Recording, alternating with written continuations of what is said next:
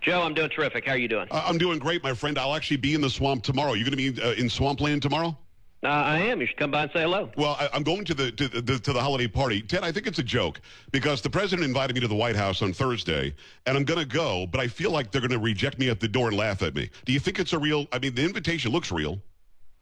Well, you know, it may well be. I think I saw a Secret Service alert saying to be on the lookout for Pat. Yeah, okay, that's what we're going to do. Hopefully we can run into you while we're there, Ted. I always appreciate the time. Let's start, if we can, with what's top of mind for a lot of people who watch television or pay attention on social media. Obviously, Nancy Pelosi and Chuck Schumer were invited to the White House. Mike Pence is there, our vice president, and, of course, the president of the United States. And what was going to be a cordial meeting turned into like a big argument in front of the cameras. Any thoughts on what went down?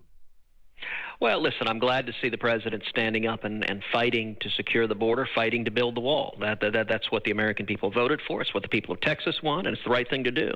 And I do think it spoke volumes how many times Nancy Pelosi kept saying, please turn the cameras off. Why are we doing this in front of the cameras? Right. No one should listen to what we're saying. Yeah. I think that reveals quite a bit that the Democrats don't want the American people to see that they are fighting tooth and nail against any meaningful border security. And I think the president on this issue is listening to the American people.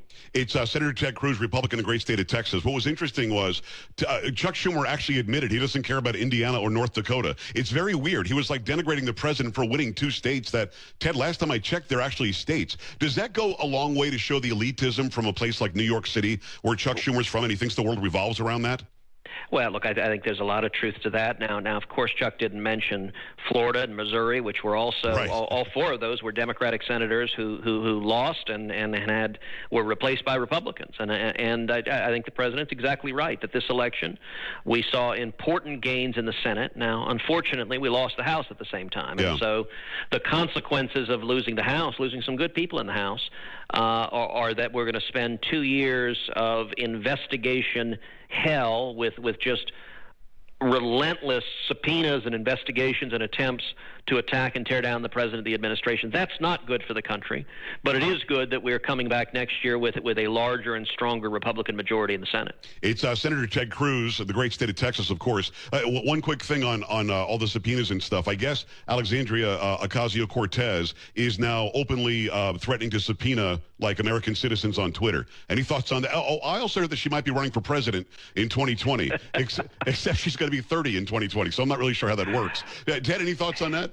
Well, most Democrats, math is not their strong suit, so that's all right. I mean, they also, they do budgeting with $1 trillion here, $1 trillion there, right. So that is consistent with much of today's modern Democratic Party. There's an important piece of legislation in front of you, and it passed the House resoundingly in bipartisan fashion. The First Step Act. This is about prison and prisoner reform. This is about giving people a second chance, and actually, I think, undoing what the Clinton era did when it came to prison, to crime and punishment. What are your thoughts on this? And if you can, just give us a nutshell on what this is.